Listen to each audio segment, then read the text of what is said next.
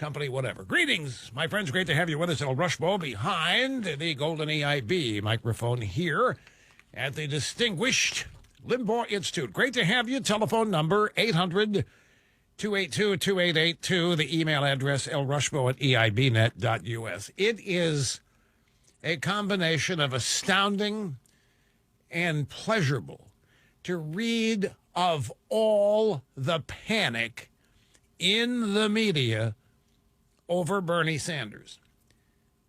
I'm not seeing so much panic in the Democrat Party as I'm seeing panic in the media, but then the media is the Democrat Party, and I believe has been the intellectual impetus of the Democrat Party for many, many moons now.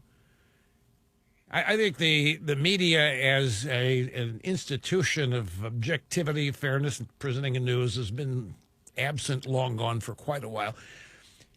In fact, Margaret Sullivan, who used to be the public editor at the New York Times, that's who you would write to if you wanted to complain about bias in a paper and, you know, what would happen to your complaints. So she's not at the New York Times anymore. She's the media columnist at the Washington Post. And she has just come out with her version of the Jim Rutenberg column in 2016 in the New York Times, when Rutenberg said, "It's time to throw away everything we know about journalism. We have to devote ourselves to destroying Donald Trump."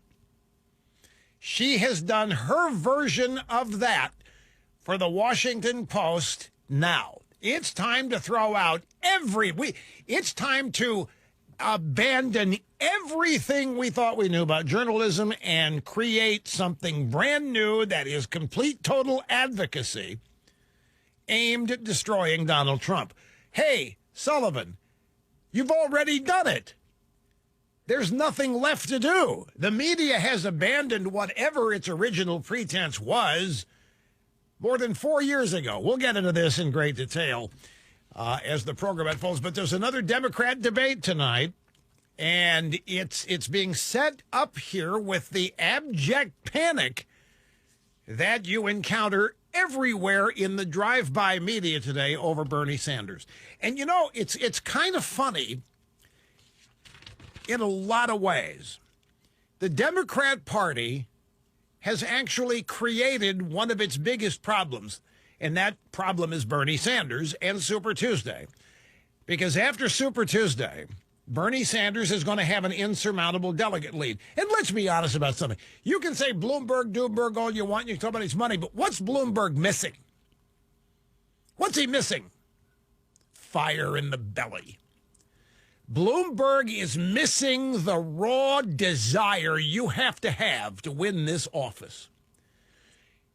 What's my evidence? He didn't get into it until 6 to 9 months of it had already gone by. He gets into it after a lot of delegates are chosen. He gets into it with no chance of having any serious delegate victory in Super Tuesday. He gets into it and does nothing but spend his money to try to impact something or other. The fire in the belly is what's missing. Bloomberg just doesn't have it. I don't care if you're a Bloomberg fan. I hate to disappoint you, but he could not do 1/3 of Donald Trump's average day. There aren't very many people else, other people who could either, but Bloomberg couldn't. He doesn't want to. That's the difference. He doesn't want to. And you can see it. So whatever Bloomberg does, or whatever he's going to end up meaning as a factor in all this, it isn't going to be to propel himself. It's too late. And, you know, all of these secret recordings are coming out. They continue to drop. Embarrassing things. Now they've got him on tape ripping into Obama. That isn't going to sit well with the Democrats out there. But what the Democrats did by front-loading Super Tuesday, putting California in it, they have dug their own grave. By putting California, that's 400 and some odd delegates. Now, it's not winner take all in California. That's the only saving grace. Delegates in the California primary are apportioned according to how the votes are tallied candidate to candidate. It's not winner take all. It's a lot of delegates, though. And Crazy Bernie is going to get the lion's share of them. And nobody in the media is pointing this out. Nobody is pointing out the Democrats created their own nightmare here by putting so many of their big state primaries, moving them forward into Super Tuesday. I mean, this thing, for all intents and purposes, could be over next Tuesday, and then the fun really begins as the Democrats and the media begin to devise ways of sabotaging Crazy Bernie in the remaining months to the Democrat convention. So let's look at some of the news out there that I previously mentioned, representative of a panic. First, a little piece on Mayor Pete. This is not from the stack of stuff about panic in the Democrat Party. This is Mayor Pete.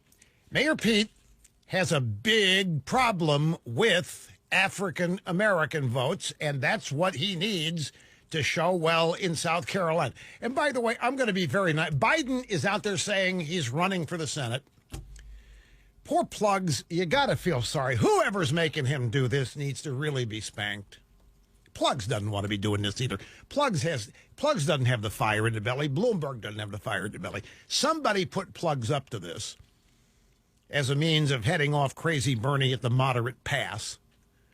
But Plugs, folks, it's embarrassing. He's out there saying he's running for this. He's in South Carolina. He says, I'm running for the United States Senate. I'm running for the United States Senate. If you don't like me, look, go ahead and choose the other Biden.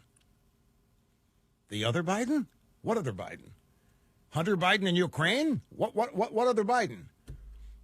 And then, this is even worse. Two things. Plugs claimed last night that he worked with the Chinese leader Deng Xiaoping on the Paris Climate Accords. Well, Deng Xiaoping has been dead, room temperature, for 23 years.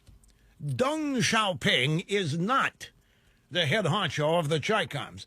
The head honcho of the Chi-Coms is a guy named Xi Jinping, and he's becoming Mao Zedong Jr., becoming a total authoritarian. That's why Crazy Bernie loves this guy. And Crazy Bernie's out saying nobody has raised the percentage of people out of poverty like the Chi-Coms have. What a crock. My God, this guy's dangerous. He's a crotchety, funny, old-looking guy, but he's dangerous. But poor Plugs, claiming he worked with Deng Xiaoping on the Paris Climate Accord. The Chi-Coms had nothing to do with the Paris Climate Accords anyway, except to go up and go, we're not playing. Deng Xiaoping left office in 1992. Deng Xiaoping was not even president when Plugs was vice president. And then, you hear about this? Plugs said he got arrested trying to greet Nelson Mandela as he was coming out of jail on Robbins Island. Yes, I was in Soweto. I was running around Soweto trying to avoid being necklaced, and I got arrested. I got arrested trying to meet Nelson Mandela. Joe Biden was not in Africa when Mandela was released from Robben Island. It's embarrassing. Who is making him do this? Well, you think Hunter's making him do it? Is that what you think? To try to protect everybody in Ukraine? You think his son's making him do this? Dad, you got to run interference for... Oh, my God, I haven't even thought of that. Well, somebody's making it. And they're letting him embarrass himself like this. No, we have compassion here for people. We always have had. Somebody is letting Biden make a fool of himself practically every time he goes out and opens his mouth. Now, in the polling data in South Carolina, it looks like he got the endorsement from James Clyburn, father of Mignon Clyburn, of the Congressional Black Caucasians, and he is leading in the South Carolina polls because he's leading in the black vote. That's the story about Mayor Pete. Here's the headlines in BizPac Review. Buddha judge bolts after he's booed and shouted down at a minimum wage rally. Pete can't be our president, the attendees were shouting. By the way, somebody on YouTube, and I didn't bother asking this to be rolled off because it's a video you really need to see. The audio is kind of difficult, but what it is, apparently Mayor Pete is lifting practically verbatim Obama platitudes and using them as his own, and somebody has gone back and put them together talking at the same time, which is why it's a jumbled mess to hear, but if you see it, it kind of makes sense. But it's obvious if you listen to it that Mayor Pete is literally ripping off. He's trying to be the white Obama. And it isn't working. Democrat presidential candidate Pete Buttigieg was booed and shouted down by protesters during a march with McDonald's workers who were striking for a $15 minimum wage in Charleston, South Carolina. The rally was organized by the nationwide Fight for 15 movement, but Buttigieg tried to hijack the event and make it a photo op to promote his flailing campaign. Buttigieg awkwardly pandered to black voters by standing alongside black protesters. He's out there saying, no matter who you support, I support you. We support you, Buttigieg said. We stand together. We will not rest until one job is enough in the United States of America. And while he was speaking, he was booed and shouted down by Black Voters Matter protesters. You ever Black Voters Matter? You ever heard of that? We've got Black Lives Matter, now Black Voters Matter. Is Black voters different than Black lives? It could. Yeah, well, it could be because not all black lives vote, obviously. So maybe, well, you live and learn. Black Voters Matter protesters, and they're chanting, Pete can't be our president. Where was $15 in South Bend? So see, Mayor Pete's out there and making everybody think he's for a $15 minimum wage, but it's not to be found anywhere in South Bend where he was the mayor. And it says here, a frustrated Buttigieg cut his speech short after 5 minutes, quickly tried to exit the rally. The protesters from Black Voters Matter followed Buttigieg as he tried to make his escape, remember, after 5 minutes, to his SUV. The latest fiasco underscores the continuing struggle Pete Buttigieg is having in connecting to black voters. Despite nonstop pandering, Mayor Pete is polling at 0% among black. Didn't I warn about this? Did I not warn everybody, especially the Democrats, about this after Mayor Pete wins the Hawkeye Caucus and comes in pretty well in New Hampshire? So you had Crazy Bernie, Elizabeth Warren, Mayor Pete, though your three top finishers, and I'm assuming the role of a Democrat strategist and asking myself, which of these three people do we need to nominate? You don't want to nominate Buttigieg for the reasons I suggested, and you don't want to nominate Elizabeth Warren. She's going to lose. There'll be two women in a row you lose with. You don't want to do that. You got Crazy Bernie. Oh, my God. We got no choices here. So now it becomes, who do we want to lose with? My theory about the Democrats and the way they're looking at this. Who do we want to lose with? And when you hear, and it's coming up, when you hear the level of panic among Democrats and the media, you'll understand why I say the way they're looking at this is who do they want to lose with. So Mayor Pete, 0% polling data among black primary voters, not just in South Carolina, but across the fruited plain. No Democrat can win the presidential nomination without the support of black voters, especially in South Carolina, because blacks are 2/3 of the Democrat primary electorate in South Carolina. You look like you didn't know that. It is a big number. Two-thirds of the entire Democrat primary electorate is black, is African American, and Mayor Pete's sitting there with a big, fat 0. How do you do that? Can't find one to join your camp? Not one? Meanwhile, here's how the Trumpster is doing among black voters. New polls, black Americans support President Trump. Rasmussen, 34.5%. Emerson, 34%. Marist, 33%. Now, let me give you Marist. Yeah, Marist. That's a serious bunch. Marist and Emerson both are serious. Now, the drive-bys ignore Rasmussen, and it gets all bogus and phony, but like what we think of their polls. Let me just give you some of the headlines of these panic stories. Here first, New York Magazine, Jonathan Chait. This guy is, he's a leftist, so he escapes this characterization. This guy just hates us, folks. He just hates conservatives, Republicans, hates Trump. Headline, if Democrats aren't terrified of Bernie, they are not paying attention.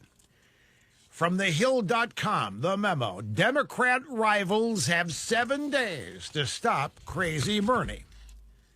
Washington Post, Hurricane Katrina Vanden Heuvel. Get ready for the anti-Sanders media avalanche. And from Thomas, Loopy Friedman of the New York Times, Democrats, you want to defeat Trump, you need to form a team of rivals. Wait, this guy's off his rocker. The precise reason they're in trouble is because they can't do what Thomas Loopy Friedman wants them to do. He also wants the United States to become more like China. And there's an internal poll from the Bloomberg campaign showing that Bernie would sink Democrats down the ballot. House, Senate, mayor, controller, dog catcher, what have you. Wipe them out. This is the big one. Rush on the EIB network.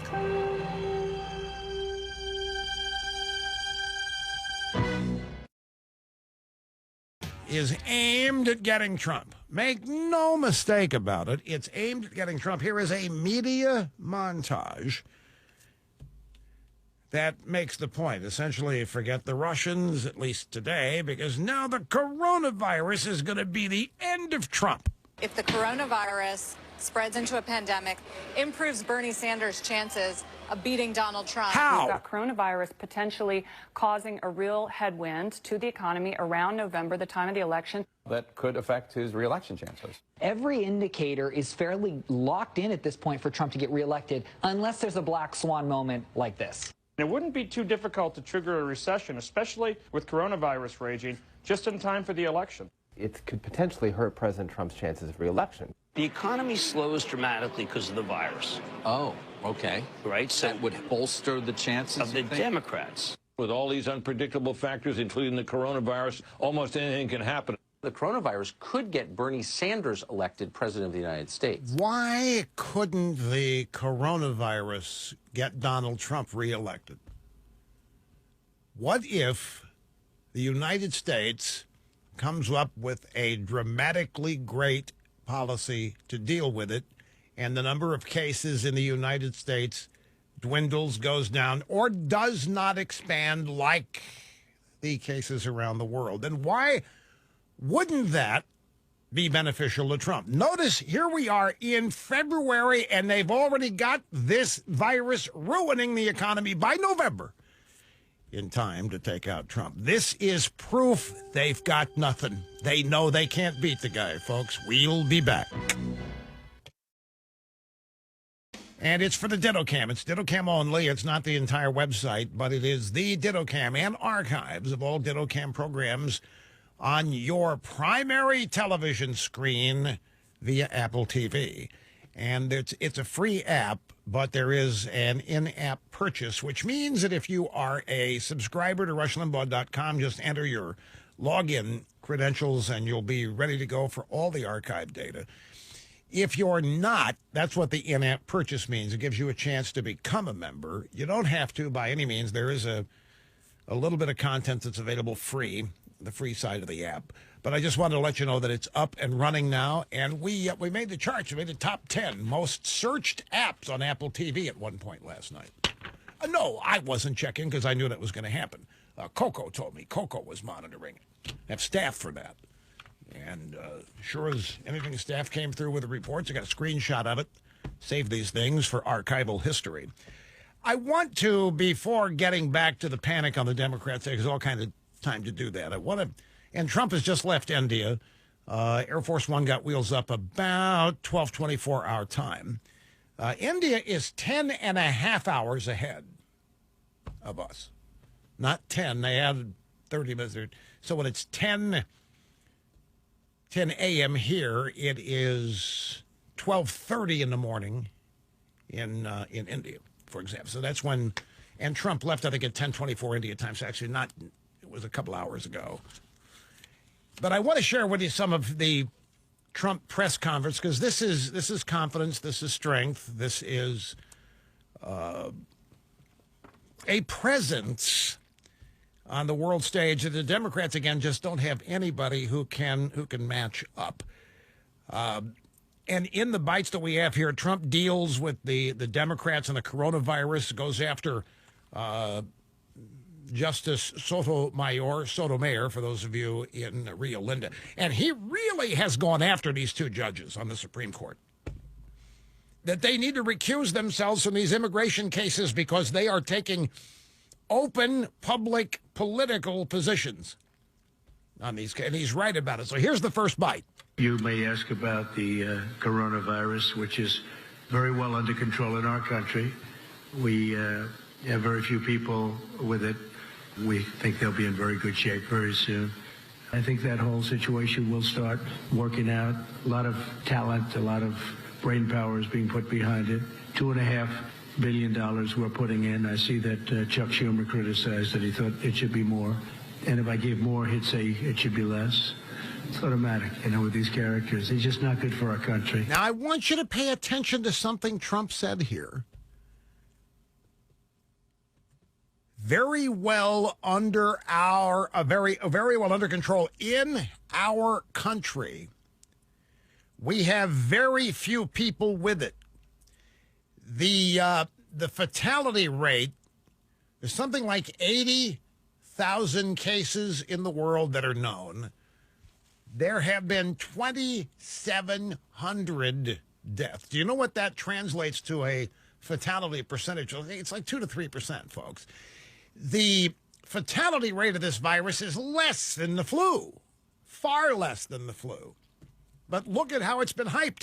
And it's being hyped because, as you heard in the first audio soundbite, the montage, the media thinks this is the new Russia. This is going to get Trump. They're gleeful. They're happy. This is going to destroy the economy magically by November. And it won't. And Trump says, very well under control in our country. The next question he got, you tweeted about Justice Sotomayor saying that she and Justice Ruth Buzzy Ginsburg should recuse themselves from future cases dealing with your administration. What's the basis for your opinion on that? I just don't know how they can not recuse themselves for anything having to do with Trump or Trump-related. The right thing to do is that. Now, as a Supreme Court justice, is a different standard. But at the same time, I think it's a higher standard in a certain sense. So they'll have to decide what to do. It's almost what she's trying to do is take the people that do feel a different way and get them to vote the way that she would like them to vote. I just thought it was so inappropriate. It is, and the details of what this is about coming up in due course on the program. Remember, what we do here is make the complex understandable. Move on now to audio soundbite number 5. This is Ron Brownstein this morning on CNN's Newsroom. He also works at the Atlantic magazine. And this is his take on how Trump is dealing with the coronavirus. The contrast with how Barack Obama handled the Ebola outbreak is very, I think, illuminative of the way they approach the world. Obviously, the President Obama named an Ebola czar, Ron Klain, who was Joe Biden's chief of staff and former White House counsel. But he also was very engaged with the frontline states in terms of sending U.S. assistance to them to help them manage the outbreak on the front lines, that if a pandemic develops, ultimately it is everybody's problems. Look at the contrast between the president's language when he said, we're handling it very well, and no sense of kind of interconnectedness with the other countries. This is precisely what these people do not get. Donald Trump is president of the United States. He is not president of the world. It is not his job to control the spread of the coronavirus in China. It's not his job to control the spread of the coronavirus in the UK. There's nothing he can do anyway about it. He doesn't have the force of law behind him. All he has is the power that being the president of the lone superpower in the world gives him. But Trump's first commitment and first responsibility is to the people of the United States. not only on the coronavirus, but on the economy, on trade deals, on whatever it is that affects the safety and prosperity of the people of America. His view is that his first responsibility is you and me and the 50 states in this country, 57 if you're Obama. And his belief is that if that happens, that if the United States looks after itself first, this is what they say is nationalism. This is how they try to say that Trump is an equal authoritarian to people like Hitler. And nothing could be further from the truth, obviously. This is patriotism, and it may even be national. What's wrong with nationalism? What's wrong with nationalism that is rooted in patriotism? Nationalism of Trump's is not country right despite everything. It's not always right. Right or wrong, America right at the end of the day. It's not that at all. But his view is I have the ability and the foresight and the responsibility to protect the people of the United States from illegal immigration, from economic calamity, from whatever it might be, including rampant disease. It's also his job to avoid creating a panic when one is not necessary in the United States. And so here comes Ron Brownstein, representative all in the media, contrasting this with Obama. And look what Obama did. Obama not only tried to protect America from Ebola, but he tried to protect the world. He appointed an Ebola czar, Ron Klain, Joe Biden's chief of staff, very engaged with the frontline states in terms of sending U.S. assistance to them. These are for-show moves. This is what Washington politicians do. Nothing but making it look like they're doing everything. The difference is Obama and his ilk are a bunch of phonies devoted to public relations victories. Trump is a real guy who's actually trying to protect the United States when it comes to coronavirus or anything else.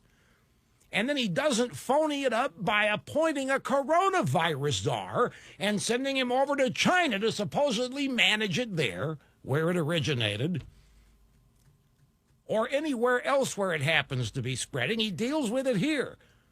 But these guys, oh, man, we wish we had Obama. Obama would control it for the whole world. What did Obama do for Ebola? How was Obama stopping Ebola? He didn't. You know what stops Ebola? I hate to say this. Death. Ebola can't survive in dead hosts. It needs hosts. The more people with Ebola die, the faster Ebola dies out in that particular strain. And if you can isolate the people who have Ebola, that's how you stop it. Ebola is a horrible, not even comparable to the coronavirus. It's literally horrible. And there's no virus for it. I mean, there's no antidote for it. It's a virus. We don't have a cure for viruses. Otherwise, the common cold wouldn't be what it is, and the flu wouldn't be. These are all viruses. Now, we can mitigate the damage, treat symptoms, maybe strengthen the immune system to make the effects of these diseases less, but we can't cure them. And there are very few, vaccines for viruses. There are some, but it's a handful, folks. It's tiny. And there's no stopping Ebola. You don't want any part of, and there's an Ebola czar was going to do one thing to stop Ebola. It was just going to make it look like Obama cared, which is exactly what liberals do. We care. Other people don't. Vote for us. Meanwhile, what do they do to solve problems? Zip, zero, nada. What happened to America during the 8 years of Obama? Trump spent 3 years trying to fix it and has. I got to take a break. This stuff ticks me off. You can't tell. Back in just a second. America's Anchorman, Rush, on the EIB Network.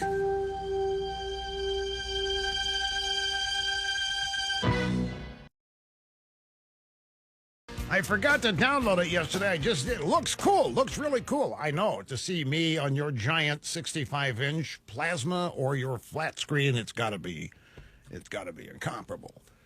Anyway, welcome back. Get this. Yesterday, John King at CNN brought in the chief medical correspondent, Dr. Sanjay Gupta, this afternoon to refute something I said yesterday about the coronavirus.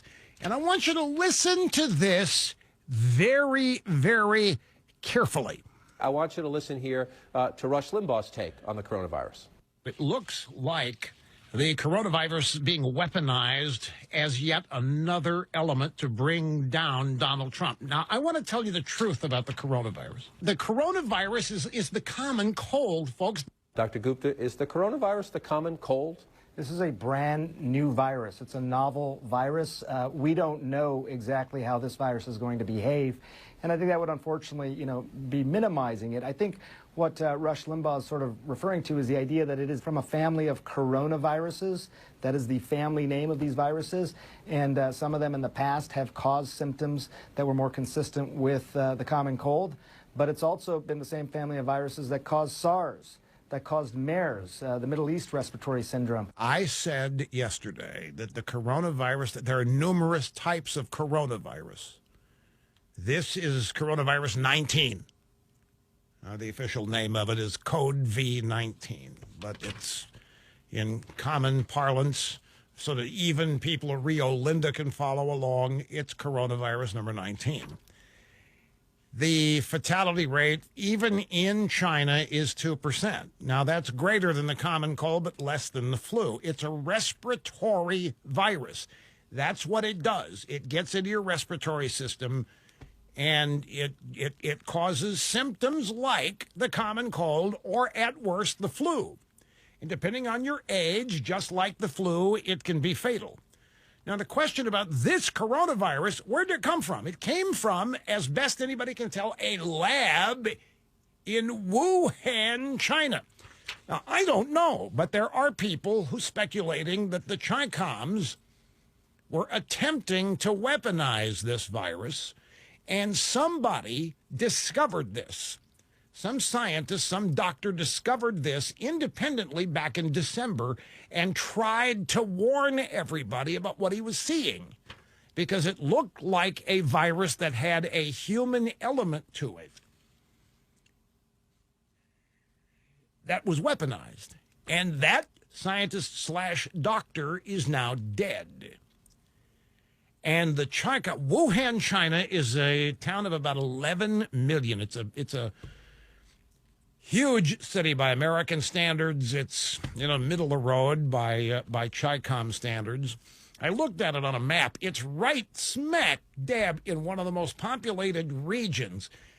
And just for the sake of your information, the reason why there's all this talk about hard economic times for Apple and other tech firms that have their products assembled there is because the factories that employ 500,000 people are part of the Wuhan metro area. And that's why these factories are shut down or were, and why the numbers of people returning to work is less than 50%. And that's why there's all the talk here about potential economic problems, slowdowns for companies like Apple and so forth, because Wuhan is right smack dab in the middle of, and in China, it's a large region. You got 1 billion people there, so you could go as far as 500 miles away from Wuhan and still be within a very centralized location where there are many factories that employ that many people who can't show up for work, who are now starting to trickle back to work.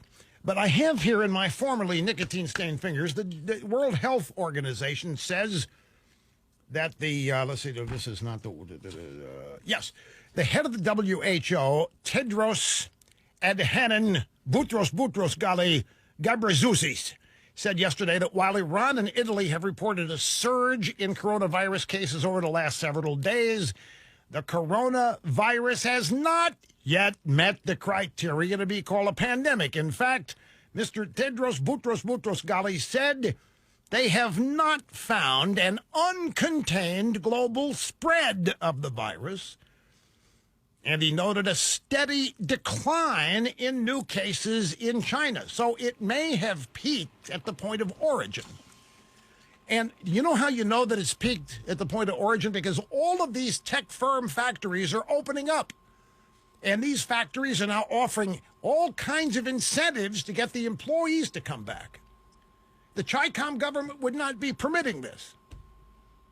if the threat were still expanding in the Wuhan area, and let's call it like a 500-mile radius or 400-mile radius, the Chi-Coms would still be trying to get a handle on it. Now, a lot of people, there's cynics everywhere, weaponized potentially, China, Chi-Coms, communist Chinese, what are they doing here? It wouldn't be bad for them if they lost some of their population, impossible to feed and keep health. You know where this virus is rumored to come from? You may not know this.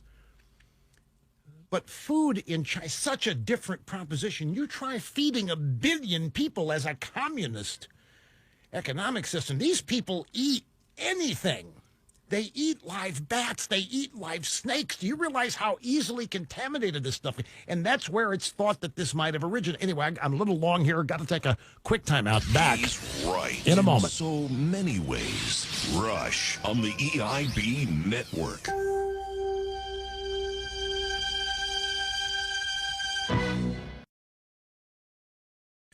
Listening for any length of time whatsoever, there are new people tuning in every hour to this program, and certainly every day, which is a great, great thing.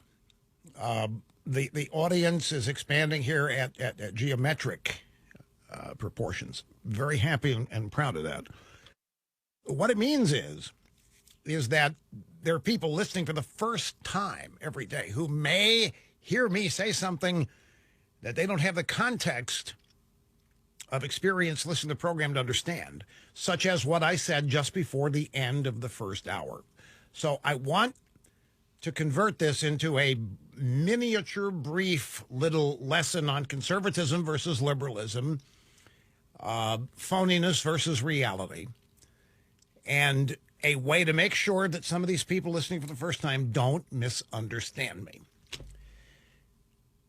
So we have here a circumstance where the media is saying that Donald Trump is insufficiently prepared to be truthful or effective in dealing with the coronavirus. CNN did this today, and they pointed out that when Trump talked about it, he only talked about it from the standpoint of protecting America, and that's not good. We need to look to what people like Barack Obama did. Obama, back during the Ebola fear, and by the way, whatever happened to that? Whatever happened to the worldwide Ebola pandemic? It didn't happen, did it? But anyway, Obama appointed an Ebola czar. And what did the Ebola czar do? Nothing. There was nothing the Ebola czar could do. We don't have a cure for it. Ebola is a deadly, horrible thing. And the idea that the Obama administration tried to make people believe it by appointing a czar, we can somehow stop it, is irresponsible. And it's public relations. It's not real. It misleads people. And I think it's a disservice to people. I think it's what liberalism is. Liberalism, communism, socialism, the last thing that they do in those ideologies is solve problems. They create problems. Like the Democrats are trying to do. The entire Democrat campaign is trying to create problems because they have solutions. They're offering solutions for which there are no problems right now. Trump and America have gone beyond them. We don't have the problems the Democrats are whining and moaning about in their debates and their commercials and so forth. So here I am criticizing Obama and the Ebola czar. Come on, Rush. Don't you realize he's only trying to help? No, that's not what he was trying to make you think he was doing something about it when there's nothing he can do about it. Obama was not God. He's not a doctor. He doesn't understand health care. He's got no experience in it at all. Why should anybody think that he is the savant? So my comparison is this. There's a terrorist group in Africa, Nigeria. It's called Boko Haram. They kidnap and traffic young girls, in addition to being terrorists. So I forget the year, but they went in there and they kidnapped a bunch, like 200 girls from a African village, and the world was shocked The world was outraged. Many people never heard of Boko Haram until this happened. They were confusing it with Procol Harum, whiter shade of pale, but that was not who it was. It was Boko Haram. And immediately, Michelle Obama created a Twitter hashtag called Save Our Girls. And what did the media do? They melted. Oh, she cares so much. It's so wonderful. And I criticized it from the standpoint, it sounds good, but it ain't going to do diddly squat. So you go on the Save Our Girls hashtag, you go on Twitter and you sign it, and what are the Boko Haram guys going to do? They're going to see all these people hashtagging Save Our Girls and give them back? It ain't going to happen.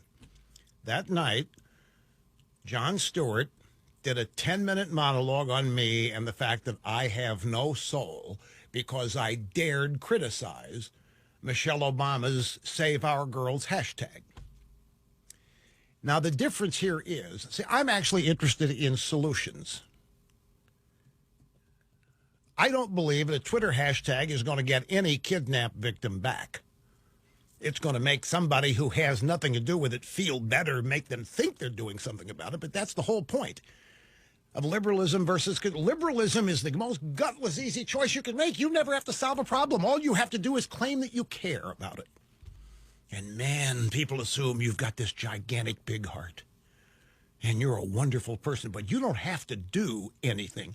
You don't have to give any money to a charity. You don't have to save anybody who is in dire straits. You don't have to get the girls back that were kidnapped by Boko Haram. All you have to do is sign up to the hashtag Save Our Girls. Well, I'm sorry, but that doesn't cut it for me. Now, if you're into making yourself feel better in these things and making it feel like you're doing something that's meaningful, have at it. But it isn't going to mean anything. And for that, I'm said to have no soul. Well, what would you do? First place, I wouldn't tell anybody what if I'm president, or if I really wanted to do something about it, I would target these people. I'd go in, I'd mount a mission and do what it took to take them out and get the girls back. I wouldn't do any of it on Twitter.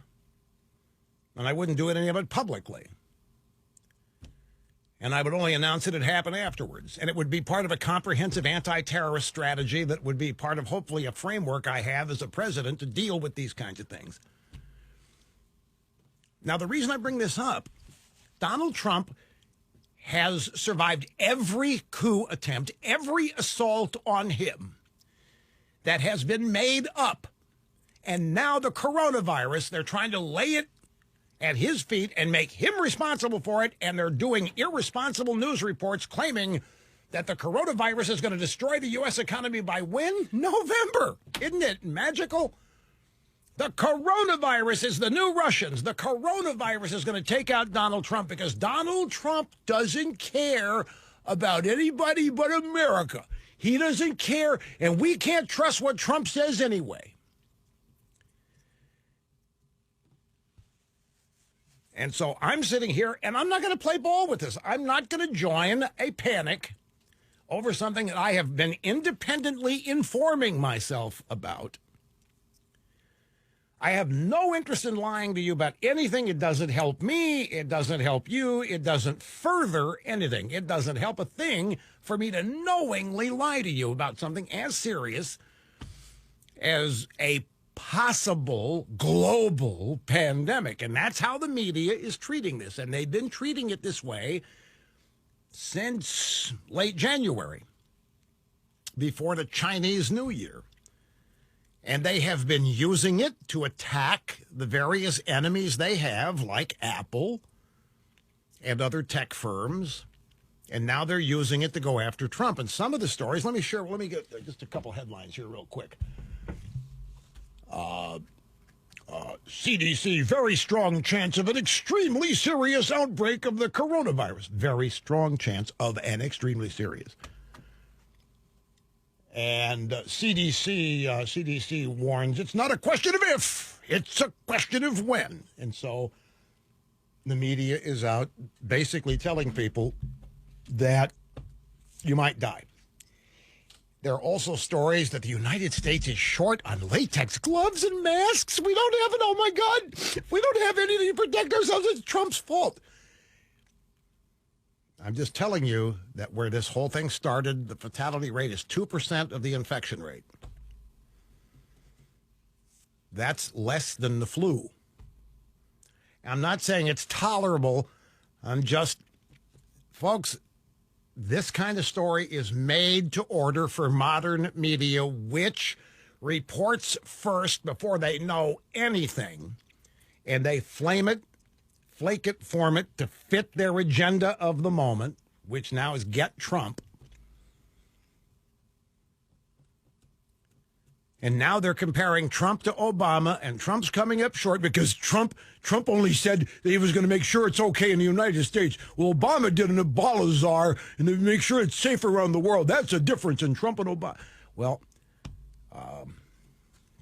Obama's Ebola czar had zero effect on anything to do with Ebola. Just like a hashtag on Twitter, Save Our Girls, had zero to do with saving anybody from Boko Haram. I'm sorry if that sounds mean. This is what being the mayor of Realville is. This is what it means to live in reality versus hiding yourself away in the universe of platitudes and feel-goodism. That doesn't get anything done. And we in Realville are about getting things done. Let me share with you a soundbite, again from CNN. This afternoon on Inside Politics, the guest is the national political correspondent from Time Magazine. Her name is Molly Ball. And I don't know who's talking. I don't know who was asking her anything. It might be John King or whatever. But listen, she's obviously been asked about me and my thoughts on the coronavirus.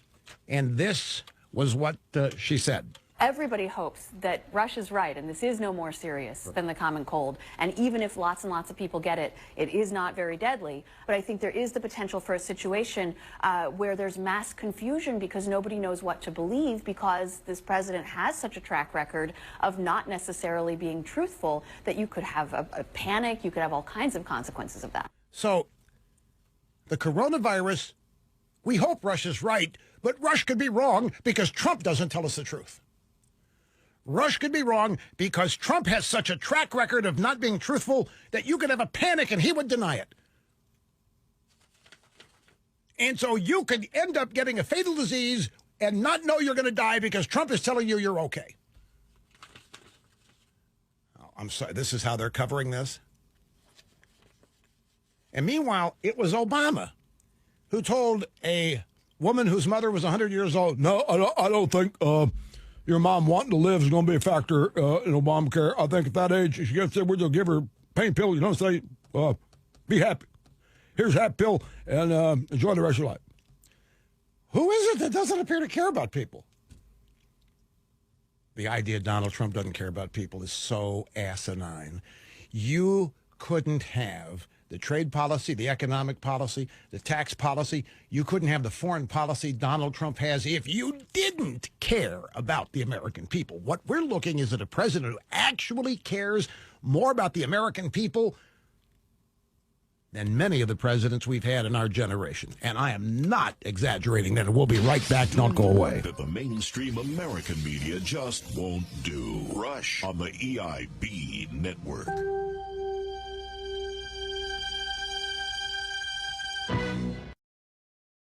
In that previous soundbite, I'm not going to replay it, the one with Sanjay Gupta on CNN, John King says, so, Dr. Gupta, is the coronavirus the common cold like Dr. Limbaugh says? And Dr. Gupta said, well, you know, I think what Rush referring to, the idea, it's from a family of, he did not say I was wrong. Can I ask you a question? You remember the cruise ship that was quarantined in Japan? What was it? The virus of the seas, whatever the name of the ship was. How many people were on board that ship? 2,500, 3,000. What percentage of them were infected? Practically 80% of them were infected. How many have died? 0. 14 Americans, I think, in that ship have been brought back under quarantine. How many of them have died? Look, folks, I mean, it is what it is. The media wants it to be what it not yet is. Now, it could be It could evolve, and who knows what it can. Right now, the media is reporting on the coronavirus as they hope it evolves. They hope for hurricanes on the first day of hurricane season. They hope for Hurricane Katrina so they can say climate change, anything to advance the leftist agenda. Now, the leftist agenda includes getting rid of Trump. They would love for the coronavirus to be this deadly strain that wipes everybody out so they can blame Trump for it. Don't doubt me on that. If you've been paying attention to mainstream media for the past 4 years, you can't doubt me on that. They haven't reported one thing true about these supposed Trump scandals. There was no collusion with Russia. There was not a shred of evidence. There was nothing he did wrong to be impeached. Zip, zero, nada. And yet, look at what they made of it. The news became what they wanted to be true. And because they wanted it to be true, they reported it as true. They're doing the same thing with the coronavirus. Just be patient. Just be in control. If it evolves and becomes something very bad, I am confident the United States will be prepared for it because we have competent people in these agencies now. Okay, now, got to get started on the phones. People have been waiting a long time. We'll start. This is Gideon in Greenwich, Connecticut. I'm glad you called. Hello, sir. Hey, Rush, you said Christina Vander Hoopel predicts there'll be a media war on Bernie, but I think she's half right. I think they will pursue that for a little while, but once he's in, once it's happened, I think they will coalesce around him. They will rally around that guy like we've never seen. And because you said a few weeks ago, they're not afraid of him because he might win. They're afraid of him because he might lose. Exactly. They agree with everything. Is there a single part of Bernie's philosophy that a typical leftist media member... Let me read a portion of this piece to you and get your reaction to it, okay? What Gideon is reacting, there's a column in the Washington Post today by a well-known communist. Her name is Katrina Vanden Heuvel. She is the daughter of some wealthy New York communist. She married a guy named Steve Cohen from Princeton who loves the Russians and loves the Soviets. She's all in on the Soviets. Well, once Russia becoming the Soviet Union again, she loves them. And we called her Katrina, Hurricane Katrina, because she didn't like that. So their name is Katrina Katrina's a Russian name, as you well know. It's a Eastern Bloc name, all in there. And the headline to her piece, "Get ready for the anti-Sanders media avalanche." Bernie Sanders' resounding victory in the Nevada caucus, the Vermont senator's sweep of the popular vote in the first three primaries makes him the early front-runner. A self-professed Democrat socialist leading the race? Get ready for red-baiting, slander, and just plain silliness. Politicians can't help themselves. The question is whether the media will pile on or provide common sense. The early returns article. She loves Crazy Bernie. She is afraid that the media is going to turn negative on him and try to savage him. That's what she's worried about. You think that after enough time goes by, the media will sign on like they have AOC, and they'll be all in for Bernie. That's your theory. They will not even allow Bernie to call himself. They won't use his title socialist anymore. That will be dropped. He will be completely sanitized. I can't remember reading a leftist media negative story about AOC ever. And I think Bernie will get the same treatment. He will be frustrated. He'll say, "Stop calling me a Democrat. I'm a socialist." But that's what they're going to call him. Hey, that's pretty good. Say that again. Say that. That was pretty good. Say that again. Stop calling me a socialist. I mean, I'm a socialist. Stop calling me a Democrat. Better the first time, but still good. By the way, there's never been a better name for a political rally than Boutros Ghali. Boutros, by golly, why not? Look, you got Carville. You think Carville's going to end up becoming pro-Bernie? No, Carville will be a holdout because he's a Marine, for God's sake. Well, if Carville's a holdout, there's going to be a bunch of them that are holdouts. Your theory is, it makes sense because at the end of the day, the enemy will remain Trump.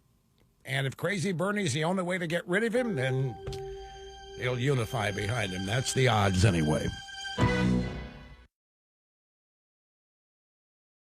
Of the Wuhan, China, coronavirus outbreak, the numbers. It's exactly as I mentioned to you mere moments ago. 80,419 cases in a city of 11 million, and this is around, plus the surrounding region. 2,711 deaths from COVID-19, which is coronavirus 19. Somebody call Louis Farrakhan. This is coronavirus 19. And, you know, in Calypso Louis' world, 19 unlocks the secret to everything. 19 steps in the first 3 feet of the Washington Monument, or whatever he came up with. All right, some of the other stories here about New York Democrats panicking. This New York magazine, Jonathan Chait. Now, this guy is highly reputed and respected on the left. He is considered one of their biggest brains, and he hates us. He thinks Republicans and conservatives are as close to subhuman as you can get. And that's, I guess, one of the reasons why he's revered. If Democrats aren't terrified of Bernie, they're not paying attention. Let me give you a couple of pull quotes to illustrate why Jonathan Chait is in full-fledged panic mode over crazy Bernie winning. Pull quote number 1.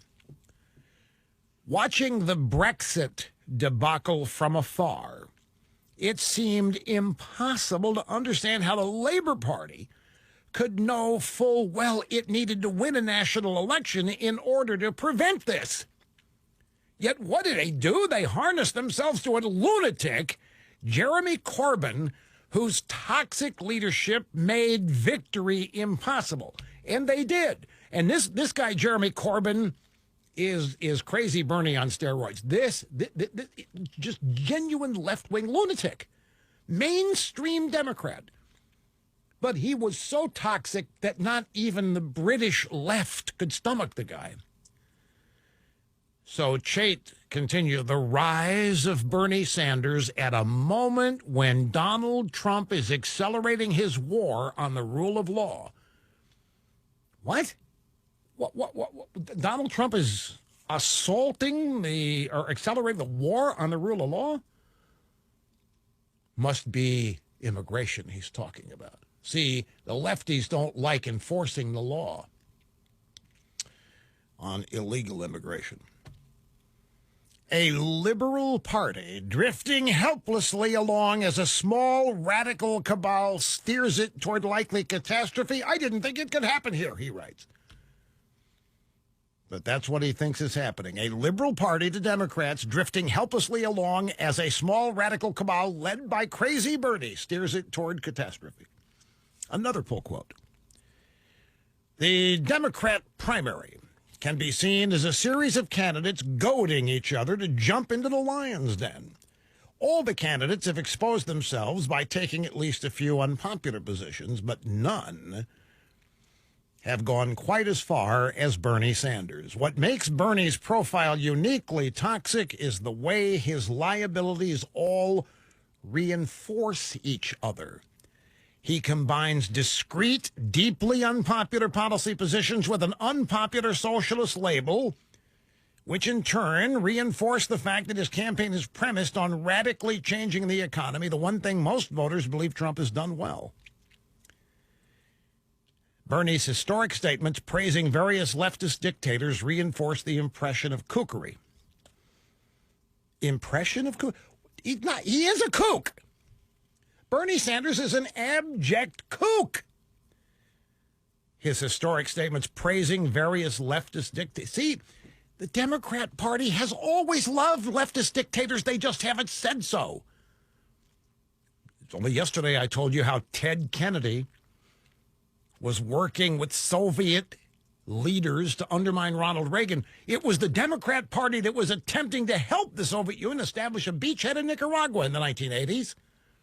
Ditto Grenada at the same time. It was the Democrat Party that got very mad when Daniel Ortega of the Sandinistas embarrassed them by flying off to Moscow for some money after the Democrats voted in favor of Nicaragua's Sandinistas in the 1980s. The idea that the Democrat Party is not friendly with various leftist dictators is absurd. What do you? It's not just Bernie Sanders fascinated with Castro. All of Hollywood's fascinated with Castro. All of Hollywood's fascinated with Che Guevara. All of Hollywood was fascinated with Hugo Chavez in Venezuela. It isn't unusual for Democrats and their celebrity figureheads to love dictators. It's common. I'm sorry, folks, if I'm yelling, but this is just me trying to be forceful. This idea that Crazy Bernie's an outlier and is embarrassing the Democrats by praising Castro. They've all praised Castro, particularly against American presidents like Nixon and Reagan. You've got Michael Moore running around doing documentary films on the superiority of the Cuban health care system, for crying out loud. It's mainstream Democrat Party belief to sidle up to and support left-wing dictators. I don't know what Chait's concerned about here. Bernie Sanders is no different. The only thing different is he's the first guy to actually look like he might get the Democrat nomination talking about this stuff. But I'll guarantee you that Barack Obama, look at the efforts Obama made to normalize relationships with Cuba. Look at the efforts that Mondale was making during the campaign against Reagan in 1984. Look at the Democrat Party's forever alliance with Erich Honecker in East Germany. My golly, folks, I mean, it would actually be more uncommon to find a Democrat speaking out against these people. Who do you think wears the Che Guevara T-shirts around? Who do you think is it that lionized Castro all these years and claimed that Castro was a victim of United States imperialism?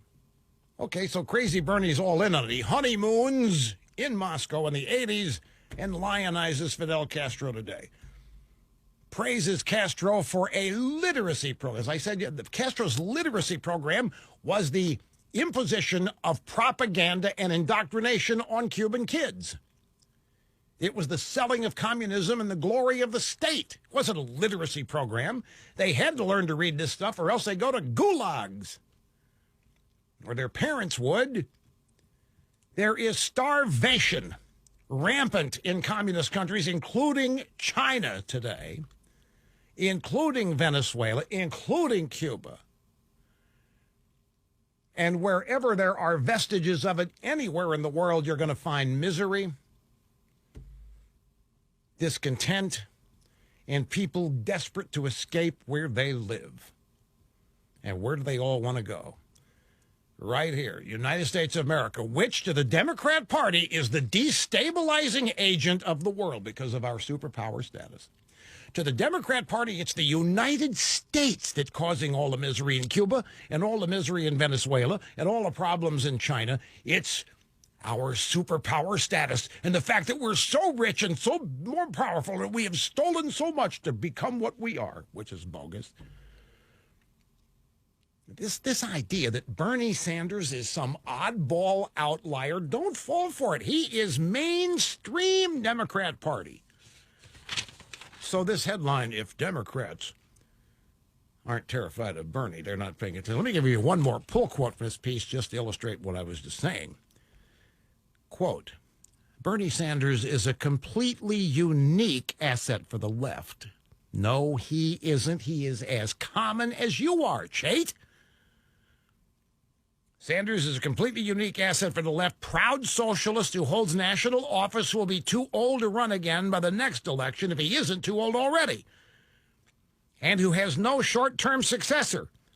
They have every incentive to imagine away his many flaws and seize on the real but unlikely possibility he can defy the odds and win. What is shocking is observing how many other progressives have joined in this fantasy with them.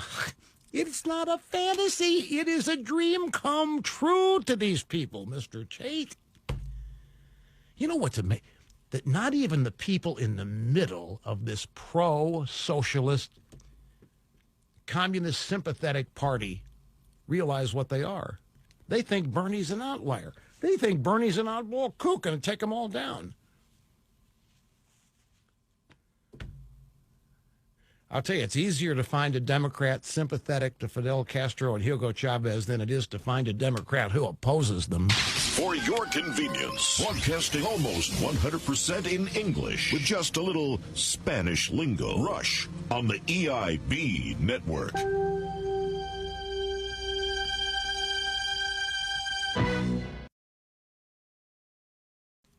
Rush, I want to tell you, first of all, that my family and I are praying every day for you to make a full, fast recovery. Thank you, sir. An easy recovery. Very much. So what prompted my call, we need you, Rush.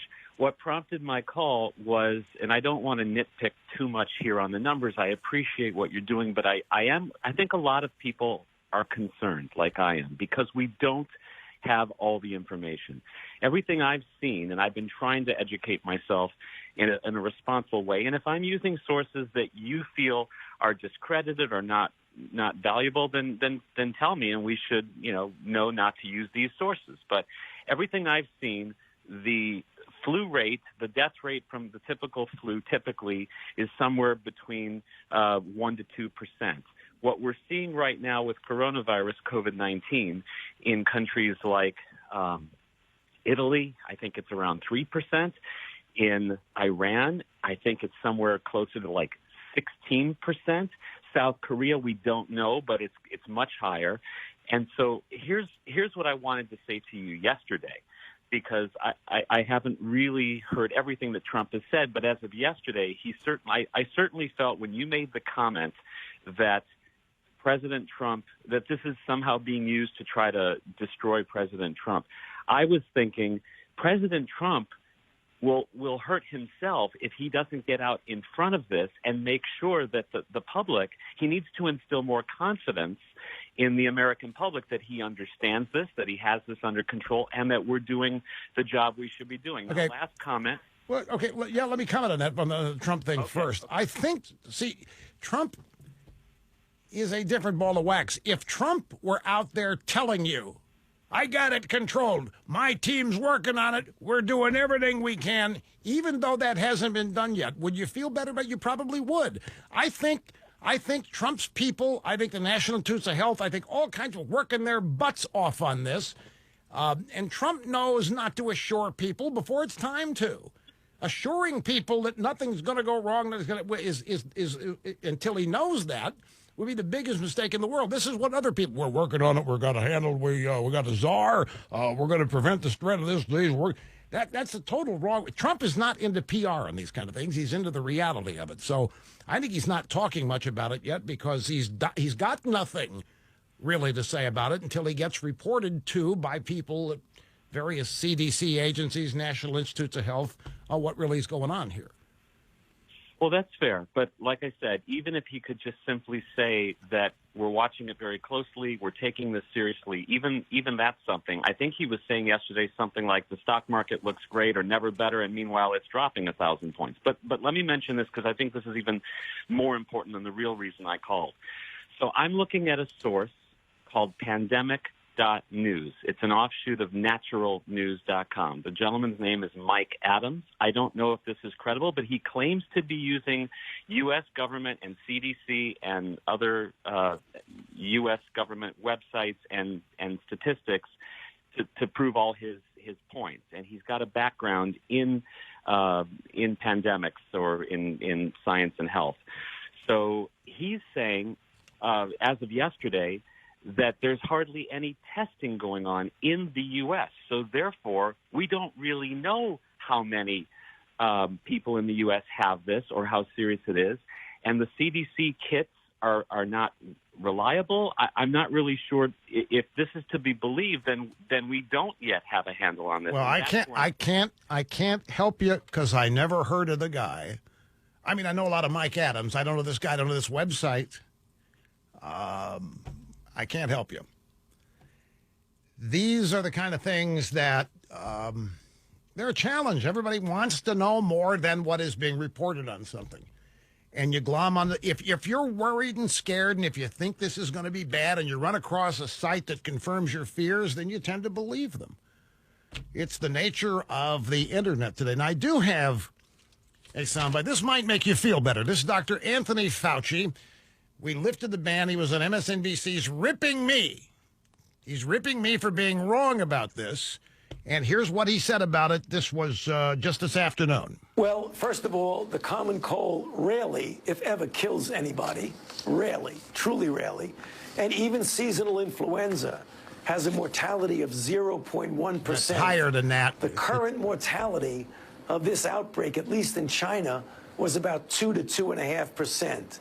That's serious. So I think it would not be appropriate to say that this is just another common cold, because it clearly is not just another common cold. All right, so the long knives are out for your host on CNN and on MSNBC. And the question that Dr. Fauci was asked, I want to share with you from the fill-in host, Chris Jansen. Are you ready for this question? Dr. Fauci, one of the things the president said today was that I think the whole situation will start working out.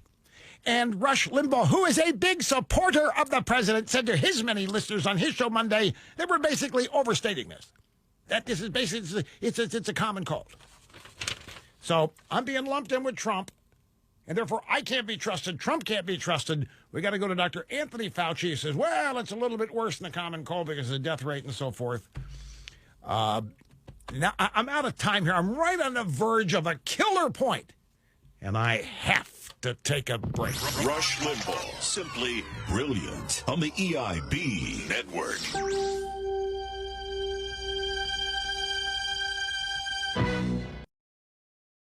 The mortality rate in the rest of the world is always going to be higher than it is in the United States. And I'm sorry if that offends anybody, but it's just the way it is. We're an advanced society. Centers for Disease Control. U.S. outbreak. A question of when, not if. It could be bad. Americans should brace. CDC urges Americans to prepare for coronavirus outbreak. This might be bad. It's a virus. What are you going to do? Here's the substance of the story. Americans should brace themselves for an outbreak of the deadly coronavirus to upend their daily lives. That's a hell of a warning. Snerdley, everybody in there, you need to be prepared for your lives to be upended. Well, you better be. You better be. Your life is about to be upended. Do you know what that means? No. Your life being upended, it means what's up is down and what's down is up, including you. Your life is going to be upended. That's just the first paragraph. Let's move on to the next one. It's not so much of a question of if this will happen in this country anymore, but a question of when this will happen, said the Centers for Disease Control and Prevention's Dr. Nancy Messonnier to reporters. Somebody quick find out who she donates to politically. Messonnier, Dr. Nancy, CDC. Want to find out who she donates to. Next sentence, we are asking the American public to prepare for the expectation that this might be bad. Okay, how would you prepare for something that might be bad? Remember now, there's not a coronavirus shot like there is a flu shot. There isn't one of those. So what are you going to do? Next sentence. Messonnier, the director of the CDC's National Center for Immunization and Respiratory Diseases, outlined what an epidemic here could mean for screwals in businesses. By the way, the number of cases in the United States right now is 57. I just saw it on a map. 57 known cases, United States. She said that the schools should consider plans to divide students into smaller groups or use internet-based teleschooling. So keep the kids at home, maybe. Don't let them go to school. Don't let them in the incubator. Now, that could upend your life. Next sentence. For adults, businesses can replace in-person meetings with video or telephone conference calls and increase teleworking options. So the CDC is telling everybody right now, keep your kids at home and keep yourself at home and don't go anywhere and communicate with people via FaceTime. There are 57 cases, known cases, reported cases in the United States. The CDC on Monday announced, I'm sorry, it's 53. I was wrong by the CDC on Monday announced there are now 53 confirmed cases of coronavirus in the U.S., including people evacuated from the Diamond Virus cruise ship in Japan and from the city of Wuhan. So the 53 cases are people who contracted the disease while not here.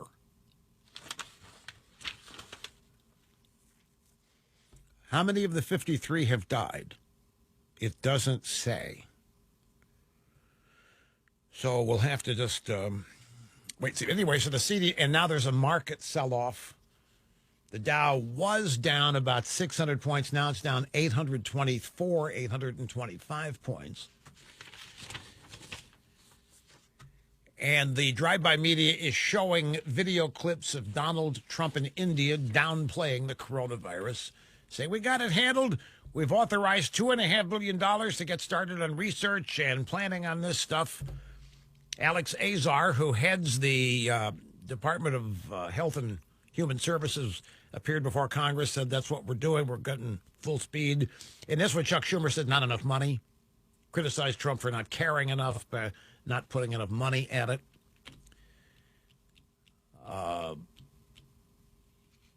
So that's that. So I'm sure a lot of people are going to be appropriately concerned because now you got CDC telling everybody, stay home, don't let your kids go to school, start communicating with people on FaceTime or some other teleconference manner that you have.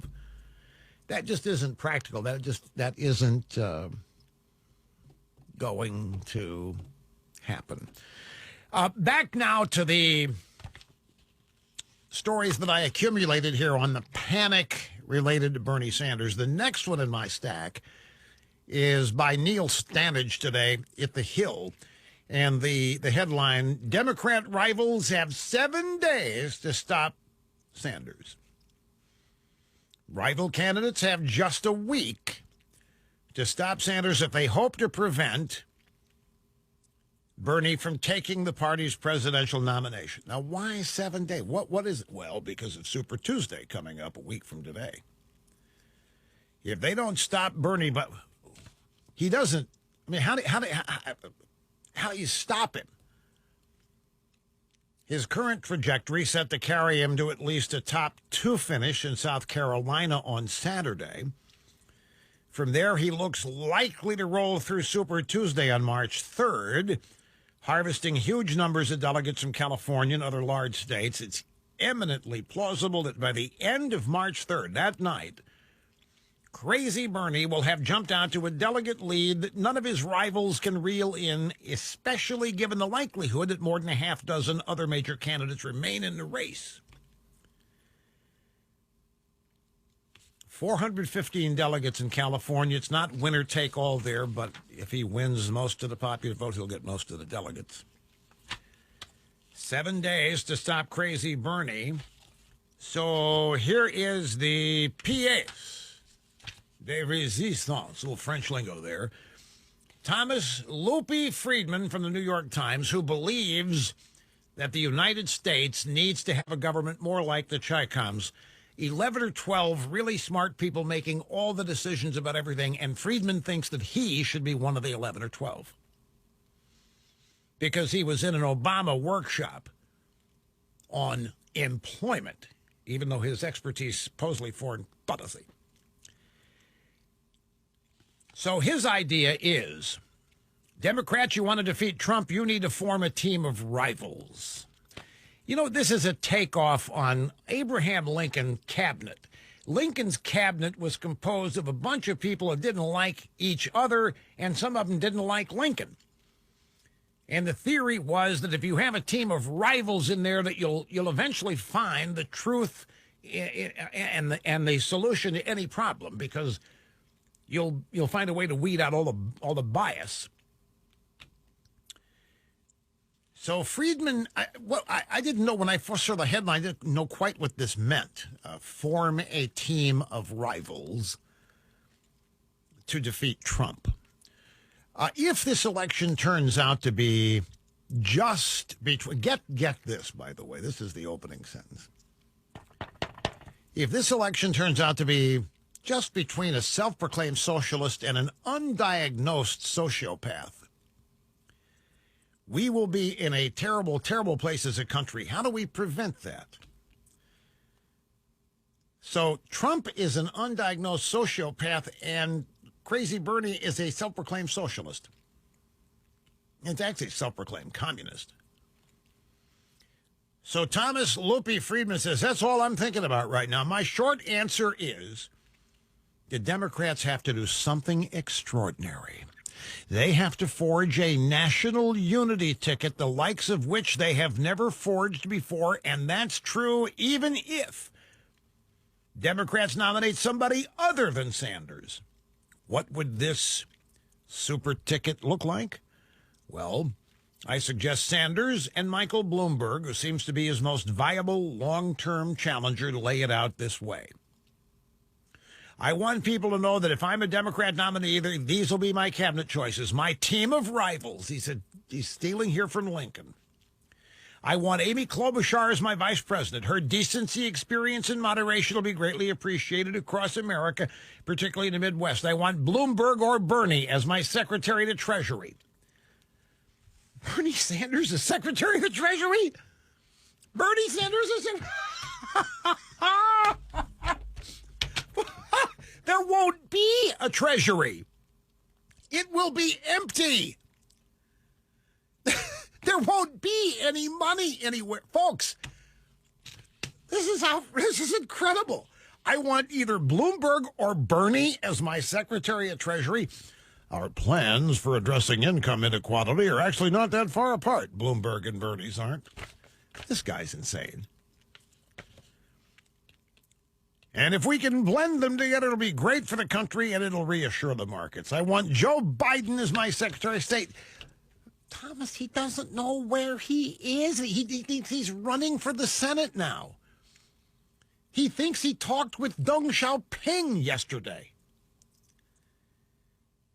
You want this guy as your Secretary of State? I guess that's to continue to cover up whatever's going on in Ukraine with Hunter Biden. No one in our party knows the world better or has more credibility with our allies than Joe Biden. Man, these people have lost it. Nobody in our party knows the world better or has more credibility with allies than Joe Biden. I will ask Elizabeth Warren to serve as Health and Human Services Secretary. No one could bring more energy and intellect to the task of expanding health care for more Americans than Senator Warren. I want Kamala Harris for Attorney General. I want Cory Booker to become Secretary of Housing. I want Mayor Pete as Homeland Security. This guy is literally suggesting every Democrat you've ever heard of pledge right now to be part of whatever administration a nominee is. That's the only way to beat Trump.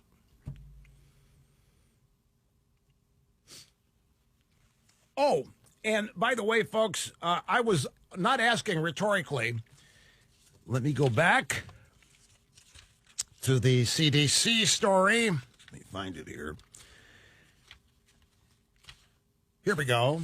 Remember, I asked somebody to look up who does Dr. Nancy Messonnier donate to? Well, let me tell you. Dr. Nancy Messonnier's sister, or I guess brother, is Rod Rosenstein. Dr. Nancy Messonnier of the Centers for Disease Control and Prevention, who's urging everybody to not go to school and stay home and teleconference all your communications. Nancy Messonnier's, it says sister is Rod Rosenstein, but that can't be because Rosenstein's not a woman. So I'm assuming it means brother here.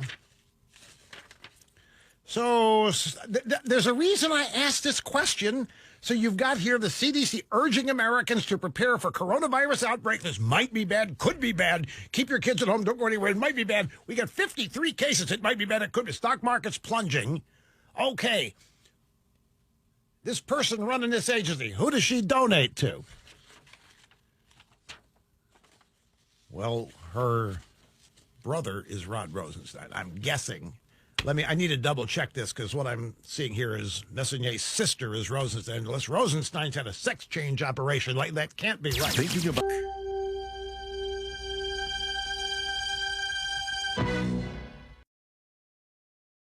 Don't go to school and don't go to work. Stay home and teleconference. Is the sister of the former Deputy Attorney General Rod Rosenstein. No. Take that. Do what you want with it. May mean nothing. Might. Who knows? It's just in that town, I'm telling you, everything is incestuous. Most of that town is establishment-oriented or rooted, which means they despise Trump. Here's Jim in Milford, Connecticut. You're next, sir. Great to have you on the EIB network. Hi. Hi, good afternoon, Russ, and mega dittos from beautiful Milford, Connecticut. Thank you, sir. Oh, it's my pleasure, and if I may take the courtesy of calling you my friend, I have a question and then a couple of points I'd like to make. And the question is, do you think the liberals, the DNHC, I like to refer to them as the Democratic National Haters Committee, have lost all touch with common sense, or is it that they have such a deep-seated hatred for our absolutely wonderful president, Donald Trump, that causes them to make the decisions they're making and saying the things that they're saying, which just go so strongly against common sense? Sometimes it baffles me. I can't understand it. It's not complicated at all. It is psychological. The answer to your question would be found in psychology. I think that they are at their wits' end of frustration at not being able to get rid of him. Remember, the Democrats and their media buddies are able to get rid of anybody they want. They can they want to take out somebody, they can get it done inside of a year. They can destroy somebody whenever they want. They've launched everything they've got at Trump, and they can't even make a dent. And I think they're beyond frustrated at their impotence and their inability here. They're frustrated. They haven't been able to have any sway whatsoever with the American people on this. This has been a dire cold shower wake-up call that these people don't have the juice they've always thought they've had, and they don't know how to deal with that. I agree with what you're saying, and I think part of their effectiveness prior to Donald Trump was that the Republican candidate would always fold, would kowtow, would hide in the shadows at the first, attack on him. They would give in, they would give up, they would throw in the towel. I have been a huge supporter of Trump, and I know it doesn't mean much now, but I thought he was going to beat Hillary Clinton and stood up for him back then. And all it takes is a little flashback to 1980 when Ronaldus Magnus ran against Jimmy Carter. There's a lot of similarities there. And then you go to 84 when he trumped Mondale. I truly think that this president is going to win like Ronald Reagan did. I think they think so too. I think they think that Trump is going to. Well, we know that lunatic Al Green, a Democrat from wherever he's from, said, we got to impeach Trump, otherwise he's going to be reelected. They all know. Incumbent presidents have this power. It's called incumbency. It's got to be. I've often thought about this. Here you are, any president, but let's do this with Trump since he is the current president. Trump has been through the rigors of a campaign. He went through a campaign where nobody, except a few of us, thought he was going to win, much less had a chance. Vanquished everybody. Didn't spend a whole lot of money. He finagled the media into giving him free. Look at all those rallies they televised. because they hated him so much. They kept waiting for him to implode. That's another thing that has them ticked off. Trump plays them like they are violins that he owns. And now Trump is watching this madcap group of frustrated Democrats try to do what he did. And he's sitting in the White House or traveling around on Air Force One or over in India, speaking to a crowd of 125,000. He's been there and he's done it. He is where all of them dream of being. He's there. They aren't. This is true of any incumbent president and the opposing party trying to unseat him. But it's got to be a really fun position to be in, to be watching other people go through what you have conquered and knowing that the fact you have conquered means you can do it again up against a bunch of people who've never done it and don't have a prayer of doing it. That's the power of incumbency expressed in just one way. We'll be back. Stay with us.